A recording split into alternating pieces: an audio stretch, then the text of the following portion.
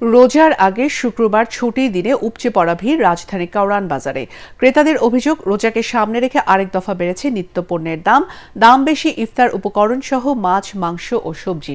10 থেকে 20 টাকা বেড়েছে প্রায় সব ধরনের সবজির দাম। কেজি প্রতি 20 টাকা বেড়েছে ব্রয়লার ও সোনালী মুরগির। মাছের বাজারও অনেকটা চড়া। তরিক ইসলামের রিপোর্ট। ভিশনের ফুলঝুরি মেগা অফারে ফ্রিজ কিনলেই পাচ্ছেন 16 পিসের আকর্ষণীয় গিফট বক্স একদম ফ্রি। রাজধানীর কাউরান বাজার।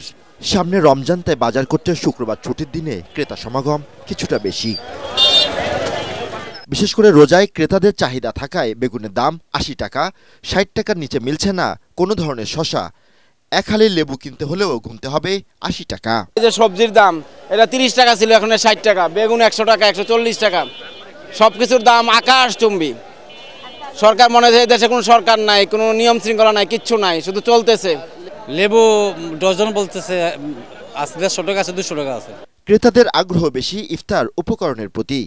যেখানে চিড়ামুড়ির দাম না বাড়লেও বেড়েছে খেজুর ও ছোলার দাম। তবে ভোজ্য তেলের সংকট রয়েছে বাজারে, টাকা দিলেও মিলছে না তেল। গতবার ছিল 900, 950, এর মাঝখান থেকে ছিল 1300 ছিল, এখন বর্তমানে 1100 আছে। খেজুরের দাম অতিরিক্ত, মানে আমাদের মধ্যবিত্তর বাইরে খেজুরের দাম। 4-5টা দোকানে গেছি, তেল নাই, তেল বিক্রি হয়ে গেছে, এগুলো কাস্টমারের জন্য রাখছি। তেল আছে নাই না, দরকার 100 টন, দিছে 5 টন, এই 5 টনের চাহিদা হচ্ছে না। 2 লিটার তেল আছে, এটা 350 টাকা এমআরপি আছে, ওই এমআরপিতেই বিক্রি করতে হইতেছে। প্রশাসন হাল ছাড়ে বইয়ে থাকে, ওদের কোনো দায়িত্ব বলতে কোনো জিনিস নেই, এরকম কোনো জিনিস না। ওরা যদি ঠিকমতো দায়িত্ব পালন করে তাহলে আমার মনে হয় না যে এরকম সিন্ডিকেট থাকতে পারে। একই অবস্থা মুরগির দোকানে।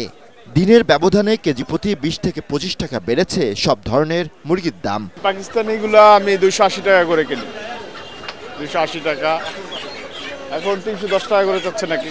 এটা তো ধরেন আমাদের কালচারের সাথে ইনভলভ হয়ে গেছে, আমরাও অভ্যস্ত হয়ে গেছি, আর ব্যবসায়ীরাও এই সুযোগটা কাজে লাগায়। পিছিয়ে নেই মাছের বাজার।